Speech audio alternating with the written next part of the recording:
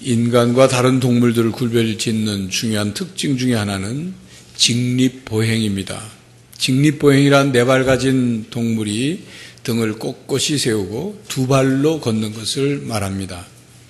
새들도 두 발로 걷지만 새들은 네 발이 아니기 때문에 그래서 새들의 걸음을 직립보행이라고 하지 않습니다. 가끔 강아지나 고양이 같은 네 발 가진 동물들이 두 발로 서서 걷기도 하지만 인간처럼 오랫동안 지속적으로 계속 걷지는 못합니다. 사람은 태어나자마자 걷지 못합니다. 걸을 수 있으려면 시간이 필요합니다. 그렇지만 많은 동물들은 태어난 지 얼마 되지 않아 곧바로 네 발로 걷습니다. 걸음을 걷는 면에서는 인간이 다른 동물들보다 뛰어나지 않습니다. 오히려 열등하죠. 또한 네 발로 걷는 것보다 두 발로 걷는 것이 더 불안정하기 때문에 네 발보다 두 발로 걸을 때 더 잘 넘어집니다. 사실 우리는 넘어지는 경험을 통해서 걷는 법을 배웠습니다. 이 세상에 한 번도 넘어지지 않고 걸음마를 배운 사람은 없습니다. 일어서기 위해서 기우뚱거리고 띠뚱거리면서 한 걸음 한 걸음 디디다가 넘어지고 무릎이 까지고 또 다시 벽을 짚고 일어나거나 손을 잡고 일어나서 띠뚱거리며 걸었기 때문에 오늘 우리가 걸을 수 있게 된 것입니다. 만약 우리가 넘어졌을 때 다시 일어나지 않고 또 다시 걸으려고 하지 않았더라면 아마 우리는 영영 걸음마를 배우지 못했을 것입니다. 넘어질 것이 두려워서 걷지 않거나 넘어진 다음에 다시 주저앉아서 드러누워 있었다면 아직도 우리는 걷지 못하고 뛸 것은 생각도 못했을 것입니다. 누군가의 손을 잡고 다시 일어나고 또 아니면 스스로 손을 털고 다시 일어나서 걸었기 때문에 오늘 우리는 두 발로 걸을 수 있게 되고 더 나아가 뛸 수도 있게 되었습니다. 모든 사람은 넘어질 때가 있습니다. 발에 힘이 없어 넘어지기도 하고 돌뿌리 같은 것에 걸려서 넘어지기도 하고 계단이나 혹은 평평지 못한 것을 헛디뎌서 넘어지기도 합니다. 눈길이나 빙판길처럼 미끄러운 그 길 위에서 미끄러운 바닥 위에서 미끄러져서 넘어지기도 합니다. 누가 다리를 걸어서 넘어지기도 하고 무엇인가 강하게 밀쳐지거나 혹은 부딪혀서 넘어지기도 합니다. 때로는 우리가 무리하게 달려서 힘이 붙여서 넘어지기도 합니다. 이렇게 넘어지게 되는 이유와 원인은 다양하지만 공통적인 것은 넘어질 때 기분이 별로 좋지 않다는 것입니다. 넘어지면 상처가 나고 다치기도 하고 그리고 창피하고 불쾌합니다. 때로는 치욕적일 때도 있습니다. 2010년 10월 3일 가야초등학교에서 희년기념 전교인 운동회가 있었죠. 그때 제가 마지막 경기 릴레이에 옛날 뛰던 생각만 하고 릴레이에 출전을 했습니다. 바톤을 받아서 달리기를 시작했습니다. 마음은 날아가고 싶었지만 다리는 마음을 따라가지 못했습니다. 다리가 꼬이기 시작하더니 넘어졌습니다. 다시 또 일어나서 또 뛰려가는 또 넘어졌습니다. 그때를 잊을 수가 없습니다. 마음이 앞서서 제대로 뛸 수가 없었던 거죠. 그때를 생각하면 참으로 부끄럽기 짝이 없습니다. 넘어진다는 말의 국어 사전의 뜻풀이를 보면 세 가지 뜻으로 설명하고 있습니다. 첫 번째는 한쪽으로 쓰러져 가로 눕다 그런 뜻이고, 두 번째는 쓰러져 죽다 그런 뜻이 있고, 세 번째는 어떠한 일에서 실패하거나 패하다는 뜻이 있습니다. 오늘은 이 세 번째 뜻, 인생길에서 넘어진 사람들에게, 실패하고 넘어진 사람들에게 주시는 하나님의 말씀을 전하고자 합니다. 교회 여러분, 여러분은 넘어진 적은 한 번도 없습니까? 유혹에 넘어진 적은 없습니까? 그래서 넘어져서 낙심하고 슬럼프에 빠졌던 적은 없습니까? 우울하거나 방황, 그리고 갈등, 괴로워함, 그래서 넘어진 채로 죄책감에 빠져서 주저앉은 적은 없습니까? 사람 때문에 넘어지기도 하고 물질 때문에 넘어지기도 하고 욕심 때문에 넘어지기도 합니다. 절제하지 못해서 넘어지기도 하고 거절하지 못해서 넘어지기도 하고 방어하지 못해서, 그리고 어리석게도 어쩔 수 없이 넘어진 그런 적은 없습니까? 그리고 너무 자만에 빠져서 넘어진 적은 없습니까? 마가복음 14장 27절 이하에는 예수님께서 잡히시기 전 제자들에게 마지막 만찬을 베푸시고 제자들에게 이런 말씀을 하셨죠. 너희가 다 나를 버리리라. 그랬더니 베드로는 다 버릴지라도 저만은 버리지 않겠습니다 라고 대답을 했습니다. 다른 사본에 보면 이 말씀이 너희가 다 나를 버리리라, 이 말씀이 너희가 나로 인해서 실족하리라 이렇게 말씀하셨고, 그 말씀에 대해서 베드로는 다 실족할지라도 저는 실족하지 않을 것입니다 라고 대답을 했습니다. 실족한다는 말은 넘어진다는 말이죠. 그러니까 예수님께서 너희들이 나로 말미암아 넘어지게 될 것이다 말씀하셨는데, 베드로는 다 넘어지지만 저는 넘어지지 않습니다 라고 호언장담을 했습니다. 호언장담한, 넘어지지 않겠다고, 자기는 넘어지지 않겠다고 호언장담한 베드로, 닭이 울기 전 넘어졌습니다. 예수님을 직접 만났고 예수님의 가르침을 직접 들었고 예수님의 기적과 놀라운 일들을 직접 목격하고 경험했던 그가, 예수 그리스도는 그리스도시고 살아계신 하나님의 아들이라고 고백했던 유명한 위대한 고백을 했던 이 베드로가 넘어진 거예요. 이런 베드로가 넘어지는데 우리라고 왜 넘어지지 않겠습니까? 우리는 베드로보다 훨씬 더 연약하고 훨씬 더 부족한 사람들인데 왜 우리에게 넘어지는 일이 없겠습니까? 우리 모두는 인생길에서 넘어지면서 살아가는 연약하고 어리석은 존재들입니다. 넘어지는 일이 자랑스러운 일은 절대 아닙니다. 그렇다고 해서 넘어지는 일이 영원히 용서받지 못할 일이거나 영원한 수치스러운 일은 아닙니다. 왜냐하면 누구나 넘어지기 때문입니다. 중요한 것은 넘어진 다음 다시 일어나는 일입니다. 이런 말이 있습니다. 사람은 왜 넘어지느냐? 그에 대한 대답이 이렇습니다. 다시 일어나는 법을 배우기 위해서다. 다시 일어나는 법을 배우기 위해서다. 그러므로 여러분, 넘어진 일 때문에 스스로 낙심하고 절망하고 체념하지 않기를 바랍니다.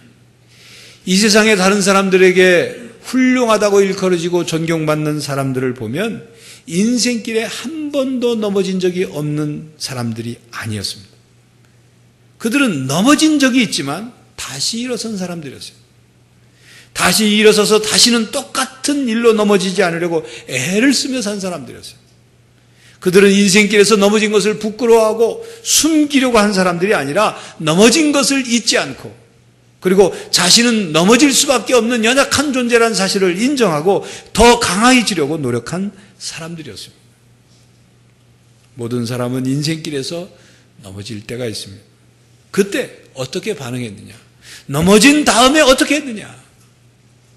어떤 도움을 받고 다시 일어섰느냐? 하나님의 손을 붙잡고 다시 일어섰느냐? 그게 중요한 겁니다. 사도행전에 보면 바나바와 바울이 1차 전도여행을 함께 떠났습니다. 1차 전도여행을 하던 중에 바나바의 조카인 마가를 함께 데려갔는데 그 마가가 갑자기 사라졌어요. 그냥 아무 얘기도 없이 고향 예루살렘으로 돌아가 버린 거예요. 이 전도 여행길이 고생스러웠었는지 아니면 다른 어떤 인간적인 어떤 이유가 있었는지 모르지만 그냥 불현듯 휙하니 돌아가 버렸어요. 중도 포기한 거죠. 그리고 1차 전도여행이 끝난 뒤에 2차 전도여행 때 바나바는 자기 조카인 마가를 2차 전도여행에 다시 데려가자고 바울에게 말을 합니다. 바울은 안 된다고 거절을 해요. 바나바 생각은 마가가 비록 그랬지만 다시 기회를 줘보자, 그런 생각이었을 것이고, 바울은 그럴 수 없다. 중간에 아무 얘기도 없이 포기하고 그렇게 돌아간 사람은 또다시 그럴 가능성이 있으니 그런 그를 데리고 함께 전도여행할 수 없다, 그런 생각이었겠죠. 둘은 서로 극심한 논란을 펴니다. 결국 바나바와 바울은 그 일로 인해서 서로 갈라지게 되고 그리고 각각 전도여행을 떠나게 되죠. 그런데 이 바나바와 함께한 마가가 그 후에 놀랍게 변화됐습니다. 나중에는 마가에 대해서 좋지 않은 기억을 가지고 있던 바울조차도 마가에 대해서 그는 나의 동역자라, 나에게 유익한 사람이라고 표현할 정도로 마가는 놀랍게 변화됐어요. 마가는 한번 실수했죠. 자신의 인간적인 연약함 때문에 중도 포기하고 넘어진 사람이에요. 그러나 바나바가 그를 다시 일으켜 세웠고, 그리고 함께 훌륭한 사역을 감당함으로써 마가는 다시 일어선 거예요. 넘어졌지만 다시 일어선 거예요. 바울도 그런 마가에 대해서 영원히 안 좋게 보지 않고 다시 기회를 주고 관계를 회복한 거죠. 신약의 빌레몬서는 바울이 골로새 교회에 있는 빌레몬에게 보낸 편지입니다. 빌레몬의 종이었던 오네시모라는 그 종이 아마도 빌레몬, 주인인 빌레몬 집에서 뭐를 훔쳐가지고 도망친 것 같아요. 그래서 결국 감옥에 갇히게 됐고, 감옥 속에 있는 바울을 만나게 됐죠. 감옥 속에서 바울에게 복음을 전해받았습니다. 이 오네시모라는 사람, 종이. 그리고 오네시모가 변화됐어요. 바울은 이 오네시모를 빌레몬에게 말하기를 내가 갇힌 자 중에 낳은 아들이다. 영적인 아들이다, 그거죠. 오네시모가 그만큼 변화된 거예요. 오네시모가 뭔가 빚진 게 있으면 나한테 다 달아놔라. 바울이 그럴 정도로. 그러면서 빌레몬에게 바울이 말합니다. 오네시모를 용서해주고 받아줘라. 그가 다시 일어설 수 있도록 세워줘라고 당부를 합니다. 기독교 복음의 진리는 다시 기회를 주는 진리입니다. 영원히 끝나버리는 것이 아니고 용서와 이해와 사랑의 은혜로 다시 기회를 주고 다시 회복시키고 다시 관계를 회복하는 진리예요. 넘어진 사람을 다시 일으켜 세워주는 진리입니다. 하나님은 넘어진 사람에게 손을 내미시는 분입니다. 일어서기 위해서 하나님의 손을 잡는 사람들을 붙잡아 일으켜서 세워주시는 분이십니다. 하나님은 넘어진 사람을 짓밟는 그런 분이 아니십니다. 여러분, 구약과 신약 성경에 나오는 수많은 사람들의 이야기를 보십시오. 그들은 죄로 말미암아 넘어지고 쓰러진 사람들이었지만 그들을 향해 손을 내미시는 하나님의 사랑 이야기가 바로 구약 성경과 신약 성경의 이야기입니다. 쓰러져 넘어진 사람을 다시 일으켜 세우시는 하나님의 사랑 이야기죠. C.S. 루이스는 이런 말을 했습니다. 아무리 여러 번 넘어진다고 하더라도 그때마다 툴툴 털고 일어난다면 넘어진 것 때문에 파멸될 수는 없습니다. 물론 넘어진 탓에 우리는 더러워진 옷을 입고 집으로 돌아올 것입니다. 그러나 집에는 훌륭한 목욕탕이 준비되어 있고 수건이 걸려 있고 깨끗한 옷들이 준비되어 있습니다. 하나님은 우리 스스로가 더럽다는 것을 느낄 때 뚜렷하게 우리 가운데 임재하십니다. 이런 말을 했어요. 하나님은 넘어진 우리들을 다시 일으켜 세우시고 우리를 새롭게 하시는 하나님이시다. 그런 말씀이죠. 이런 하나님 아버지의 사랑의 마음을 잘 나타내고 있는 성경 말씀이 누가복음 15장에 있는 예수님께서 잃어버렸다가 다시 찾은 아들의 비유의 그 말씀이죠. 그 비유에 등장하는 둘째 아들은 사람의 관점으로 보면 맞아 죽어도 싼 그런 아들입니다. 아버지가 죽기도 전에 자기가 받을 유산을 먼저 달라고 해서 챙겨가지고 그리고 유산을 챙겨서 먼 나라로 가죠. 그곳에서 아버지의 그 피 같은 돈을 잘 사용해서 사업에 성공하고 뭔가 건설적인 일을 하고 해야 할 텐데 그는 그곳에 가서 허랑방탕했어요. 그는 목표가 있었고 비전이 있었고 그것에 대한 열정이 있었던 것이 아니라 무조건 아버지 집을 떠나서 자기 마음대로 자기 뜻대로 하고 싶은 대로 마음껏 하고 싶어 했던 거예요. 결국 먼 나라에 가자마자 그는 허랑방탕한 거죠. 결국 다 날리고 그것에 흉년이 들자 사람들의 민심이 흉흉해져서 아무도 그에 먹을 것을 주지 않습니다. 그가 돈 있을 때 같이 어울리던 친구들이라는 작자들도 다 떠나버렸어요. 결국 그는 거지 중에 상거지가 되어버렸죠. 이제 상거지가 되어서 아버지 집으로 돌아왔습니다. 이 둘째 아들, 동생이 돌아왔을 때 집안에서 벌어지는 관계를 본 큰아들의 마음을 우리는 이해할 수 있습니다. 아버지의 재산을 유산으로 다 받아서 다 날려버리고 상거지가 되어 돌아온 동생을 보고 한심하다는 생각을 왜 하지 않았겠습니까? 아버지 집에서 열심히 일하는 큰아들에게는 염소 새끼 한 마리도 주면서 그 친구들하고 먹고 즐기라고 하신 적이 없는 아버지가 다 날리고 돌아온, 상거지가 돼서 돌아온 둘째 아들을 향해서 살찐 소를 잡는 것을 보고 왜 속이 뒤집히지 않겠어요? 그런데 이 비유의 핵심은 아버지의 마음입니다. 잃어버렸다가 다시 찾은 아들에게 대해서 아버지 마음이 어떤 마음인가를 이 비유에서 말씀하거든요. 이 비유에서 그 아버지 마음을 읽지 못하면 이 비유를 잘못 이해하는 거예요. 이 아버지의 마음을 제대로 우리가 깨닫고 받아들이지 않으면 우리는 복음을 잘못 받아들이는 거예요. 기독교 신앙이 무엇인지, 그리고 우리가 하나님을 닮아가고 하나님의 뜻대로 살겠다고 하는 것이 무엇이고 하나님의 관점으로 세상을 보고 살아가는 것이 무엇인지를 제대로 깨닫지 못한 거예요. 이 비유에서 예수님께서 말씀하시고자 한 중요한 핵심은 하나님의 마음입니다. 하나님 아버지의 마음은 사람의 마음과 같지 않다는 거예요. 하나님의 마음은, 하나님 아버지의 마음은 돈을 얼마나 많이 벌어왔느냐, 얼마나 성공했느냐, 어떤 업적을 세웠느냐, 그걸 보신 게 아니에요. 그냥 둘째 아들이 아버지에게 돌아온 것, 그것만으로 기뻐한 거예요. 여러분, 그동안에 둘째 아들은 기회만 있으면 아버지 집을 떠나려고 했을 것입니다. 그의 몸은 아버지 집에 있지만 그의 마음은 늘 다른 곳에 가 있었을 거예요. 그랬으니까 유산 챙겨서 그렇게 갔죠. 그의 마음은 늘 먼 나라, 그곳에 가서 아버지 간섭 없이, 아버지 뜻과 상관없이 자기 마음대로, 자기 즐기고 싶은 대로, 자기 하고 싶은 대로 그걸 꿈꾸며 살았어요. 그러니까 그의 몸은 아버지 집에 있었지만 그의 마음은 늘 가출했던 거죠. 그가 마침내 아버지의 유산을 챙겨서 먼 나라로 떠나고, 그리고 그곳에서 실패한 인생으로 돌아옵니다. 집을 떠나 허랑방탕함으로 크게 넘어진 둘째 아들. 그 둘째 아들이 이제야 비로소 실패하고 넘어진 뒤에야 비로소 진정으로 둘째 아들로 아버지께 돌아오는 거예요. 잃어버렸던 아들을 다시 찾았단 말이죠. 이 둘째 아들을 다시 받아주시는 아버지의 마음이 곧 하나님 아버지의 마음입니다. 얼마 벌어왔느냐? 내 돈 어떻게 했느냐? 따지지 않고 하나님 아버지의 이 마음 때문에 우리가 살아갈 수 있는 거예요. 하나님 아버지의 이 마음 때문에 우리가 신앙생활을 하는 거예요.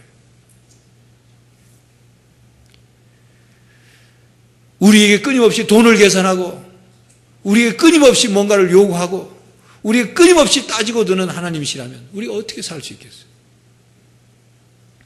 세상의 가치관으로 우리를 대하지 않으시고 오직 사랑의 관점으로만 우리를 대하시는 하나님의 마음을 우리가 알게 된다면 우리는 넘어져도 다시 일어날 수 있습니다. 하나님 아버지의 사랑의 마음으로 인해서 우리는 또 용서받고 또다시 일어나고 또다시 회복할 수 있고 또다시 예수 그리스도를 바라보고 살아갈 수 있습니다. 사람들은 넘어진 사람들을 보고 그렇게 말하죠. 뭔가 저 사람 잘못한 게 있어서 넘어졌지. 그 대가를 치르는 거야.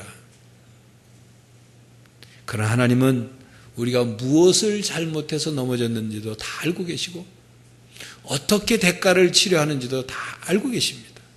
하지만 하나님은 손을 내밀어서 다시 일으켜 세워주시는 하나님이에요. 다시 기회를 주십니다.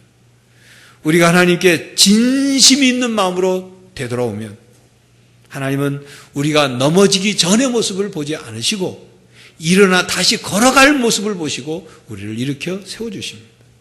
여러분, 베드로가 넘어진 사실을 말씀드렸죠.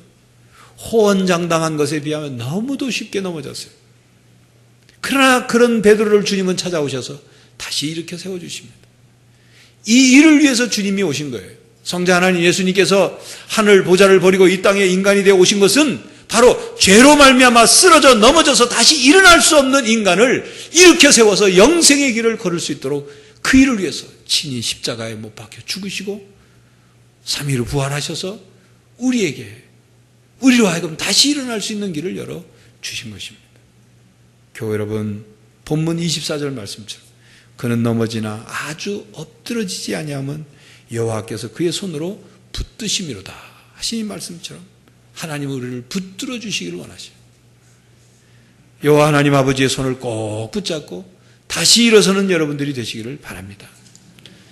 어느 추운 겨울날 무디 목사님이 자신의 딸과 함께 공원을 산책 나갔어요. 눈이 와서 길이 미끄러웠어요. 무디 목사님이 딸에게 얘야 내 손을 좀 잡아라. 넘어지지 않으려면 내 손을 잡아라. 했더니 딸이 고개를 들면 아니 아빠 나는 혼자 잘 걸을 수 있어요. 저는 안 넘어져요. 걱정은 됐지만 딸의 의견을 존중해서 그냥 같이 걷고 있는데 아니나 다를까 몇 걸음 몇 걸음 가서 그 딸이 넘어졌어요. 엉덩방아를 쳤어요. 그러더니 안 되겠다는 듯이 딸이 무디 목사님 아빠에게 아빠 내 손가락 하나만 잡아주세요. 그래서 무디 목사님이 딸의 손가락 내민 손가락 하나를 붙잡고 가다가 다시 또 엉덩방아를 찝니다. 벌러덩 넘어졌어요. 조금 전보다 더 고통스러운 얼굴을 하면서 딸이 아버지 무디 목사님 쳐다봅니다. 그러더니 이제 하는 말 아빠 이제 제 손을 꼭 잡아주세요. 딸의 손을 꽉 붙잡고 아버지 무디 목사님이 함께 걷습니다. 넘어지려고 할 때마다 미끄러지려고 할 때마다 아버지가 손을 꽉 붙잡아줘요. 여러분 이 세상에는 이 딸처럼 자신이 스스로 설 수 있다고 설 수 있는 존재라고 착각하며 사는 사람들이 많아요. 사람은 넘어지기 전까지는 하나님의 손을 필요로 하지 않습니다. 넘어지고 나서야 하나님의 손을 찾아요. 그때가 돼서야 자신의 모습을 발견하는 거죠. 아, 나는 넘어지는 연약한 존재구나. 그렇기 때문에 때로는 우리가 살아가면서 넘어지는 것이 은혜일 때가 있어요.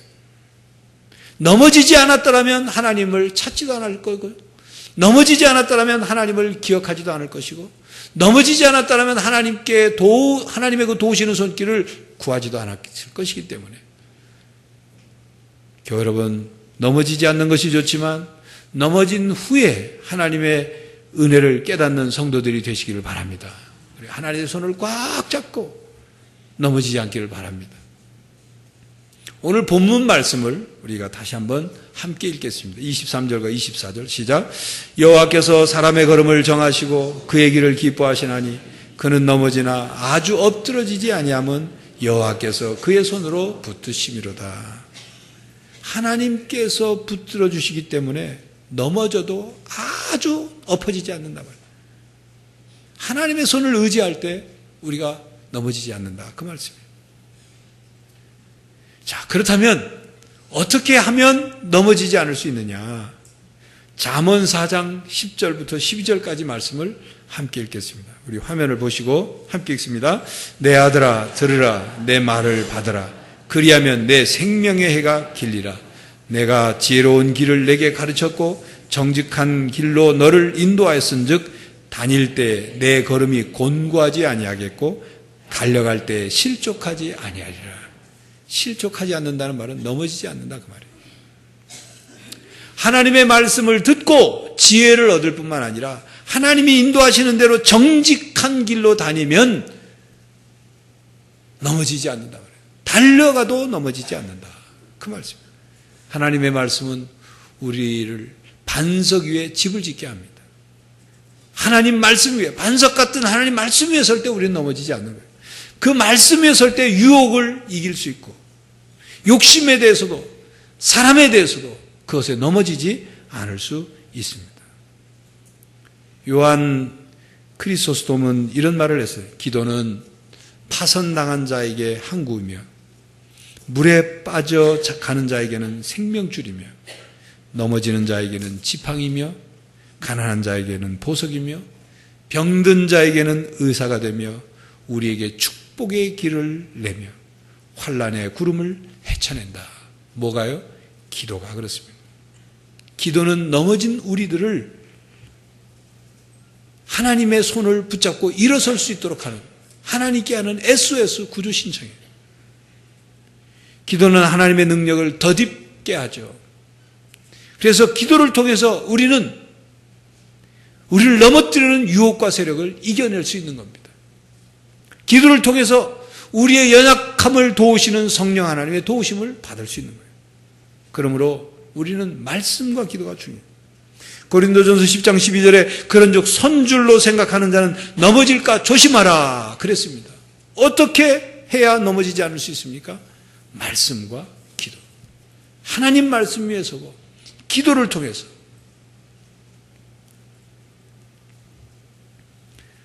모든 사람은 인생길에서 넘어질 때가 있습니다. 자신이 넘어진 것을 인정할 줄 알아야 돼. 내가 넘어졌구나. 나도 넘어질 수밖에 없는 연약한 존재구나. 그걸 인정하고, 그리고 다른 사람들이 넘어졌을 때에도 자신이 넘어졌었다는 사실을 기억하고 넘어진 그들에게 어떤 도움을 주면 좋을까, 그 생각을 해야 돼요. 여러분, 이솝 우화 중에 나귀가 장작을 한 더미 짊어지고 가다가 연못에 빠진 이야기가 있어요. 연못에 빠져가지고 당나귀가 등에는 장작을 집어졌고 연못에 빠졌어요. 얼마나 호적거리고 허둥대겠습니까?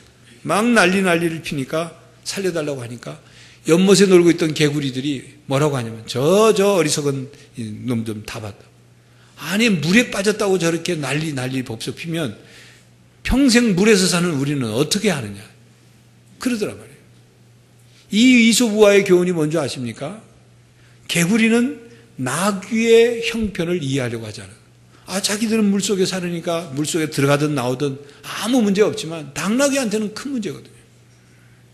여러분, 내가 넘어지지 않았다고 해서 넘어진 사람을 이해하지 못한 그런 사람이 돼서는 안 돼요.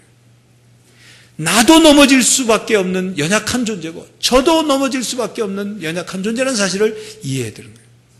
그리고 도움을 주려고 해요. 손을 내밀어야 돼요.